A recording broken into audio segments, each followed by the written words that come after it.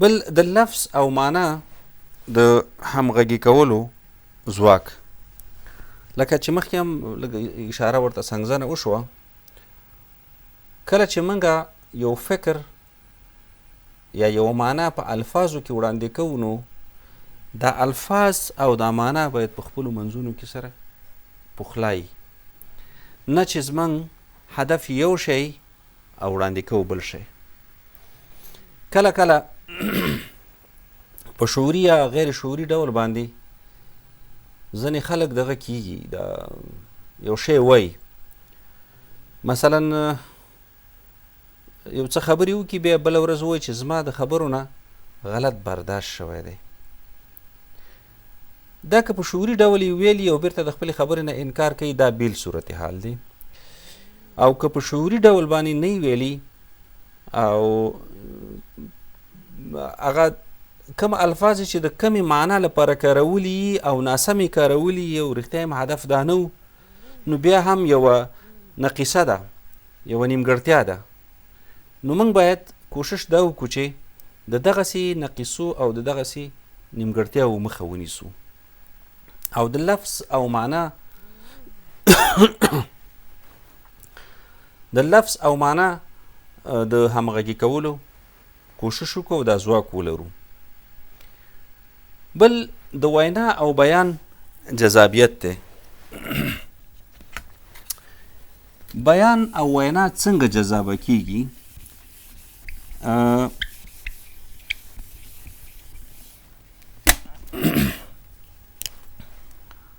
د وینا او بیان جذابیت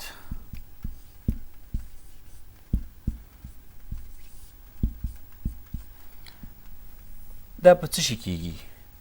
دا اول په خو الفاظو کیږي،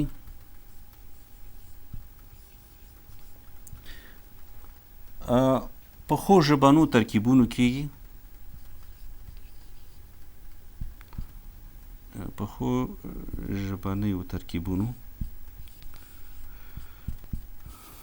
او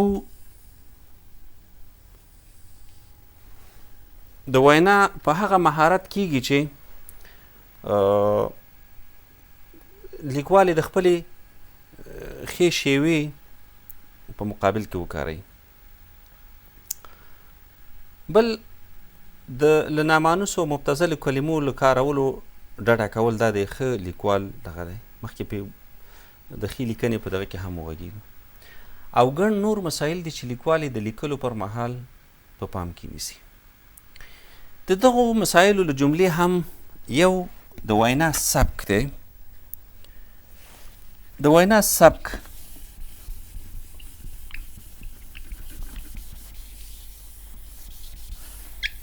منګه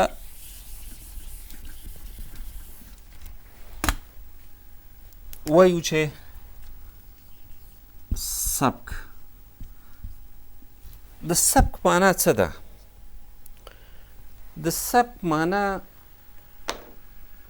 په یو قالب کې د سرو او سپینو زرو اچول دي، او سره او سپین زر چې په یو قالب کې واچي، هغه په یو خاص سبک باندې تبدیلیږي. او په اصطلاح کې سبک څه شی دی؟ موږ وایو چې په اصطلاح کې سبک د یو شاعر یا د یو لیکوال هغه د لیکنو هغه ځانګړې لاره چاره یا روش دی چې تر مخه دغه لیکوال خپلې لیکنې کوي، او په یو ډول نه په یو ډول په دغه سبک کې د هغه لیکوال تصویر کاره کیږي.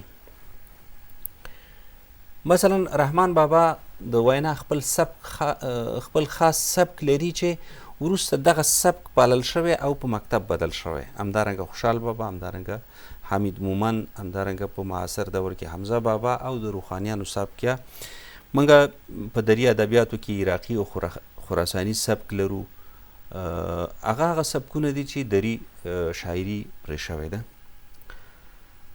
او دلته دغه سبکونو باندې زمونږ په پښتو ادبیاتو کې شاعرانو لیکنې کړي چې بالاخره دا سبکونه په مکتبونو بدل شوي. کله کله د سبک او مکتب ترمنځ یوه مغالطه هم کیږي. سبک او مکتب د ښوونځي په معنا دی ښوونځی.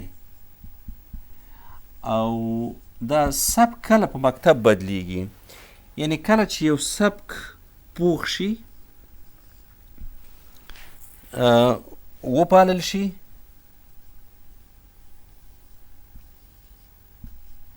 او پیروان پیدا کی. نو په هغه صورت کې بیا موږ ویلی شو چې سبک هغه ځانګړې لاره چاره ده یا هغه ځانګړی دود دی چې یو شاعر او یو لیکوال د خپلې لیکنې لپاره انتخابوي او وروسته که دا ډېر وپالل شو، پوخ شو، دا په مکتب بدلیږي، په ښوونځي بدلیږي او پیروان پیدا کوي.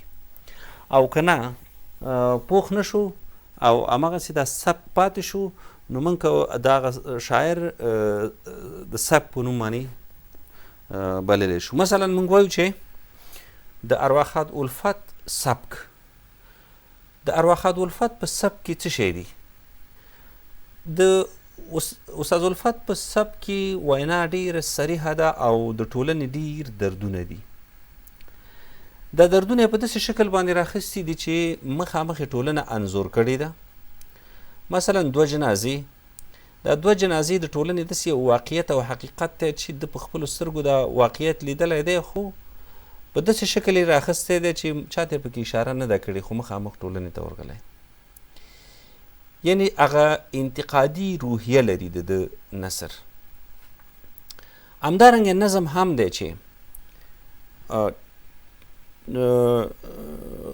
هیڅوک ملامت نه دی وران که ټول کارونه شي، خپل قسمت به وران ګڼي دلته که اوسېږي ته، ځمکه به اسمان ګڼي دلته که اوسېږي ته، ټیټ خلک به جګ ګڼي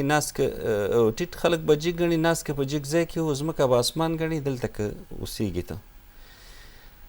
دلته د ټولنې هغو ناوړه واقعیتونو ته، حقیقتونو ته چې موږ وایو چې دا یو تریخ حقیقت دی، حقیقت دی خو یو ناوړه کار سرته رسول شوی دی، هغې ته انعکاس ورکړی او بیرته ورته د حل لاره هم ښودلې ده. مثلا دی چې د یو حاکم دغه کوي، تمثیل کوي، یو موږ ته تمثیلی یو حاکم، نو په ډېر ښه ډول یې دغه کوي. دی وایي چې د خدای نه یېرېږي او د خلکو نه پروا نه لري، نو ځکه دا کارونه کوي. استاذ الفت د یو ښه نقاد په توګه باندې د ټولنې دا واقعیتونه داسې را اخلي او خلکو ته یې وړاندې کوي چې بلکل هغه انتقادي روحیه پکې ده او یو ډول حقیقتونه پکې را برسېره کېږي او دا د یو دردمن لیکوال او شاعر په توګه باندې دغه دردونه ټولنې ته وړاندې کوي. د هغې وجه دا ده چې دی ډېر دردېدلی دی.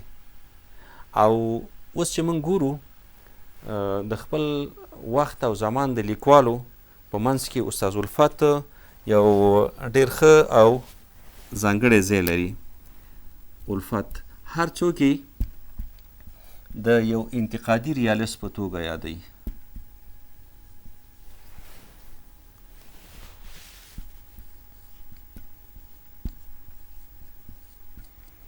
چې انتقاد په شخص نه دی بلکې عام دی.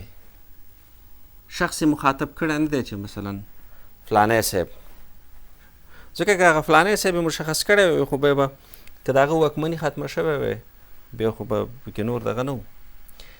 زمونږ اوسنی نقد استاذ الفت د نقد سره څه توپیر لري؟ موږ یو څوک په خوله کې اخلو، مثلا یو والي، یو وزیر، یو بل مشر، او تر هغه وخته پورې ورپسې هغه کېږو، مخامخ د هغه په نوم باندې لیکنې کوو. دا وزیر یا دا والی یا دا رئیس جمهور یا دا چې بدل شو، د ده په حصه کې چې موږ کومې لیکنې کوو بیا هغه سبا بیا نه شو چاپولی، یعنې نه شو لیکلی، ځکه چې د هغه د حاکمیت دوره نوره نشته. خو که د یو ظالم حاکم ظلم موږ راواخلو او د استاذ الفت غوندې رنګ ورکو، نو هغه د نن دپاره هم دی، د سبا دپاره هم دی او د بلې ورځې دپاره هم دی.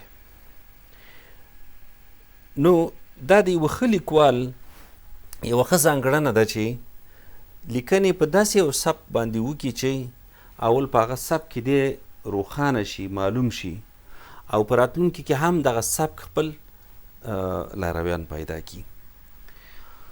نو د نن ورځې دپاره دا درس زموږ همدومره و. انشاءالله د درسونو په نورو سلسلو کې به هم را سره استئ. هیله ده موږ تعقیب کوئ. ډېره زیاته مننه. خوشحاله اوسئ. کور مو ودان.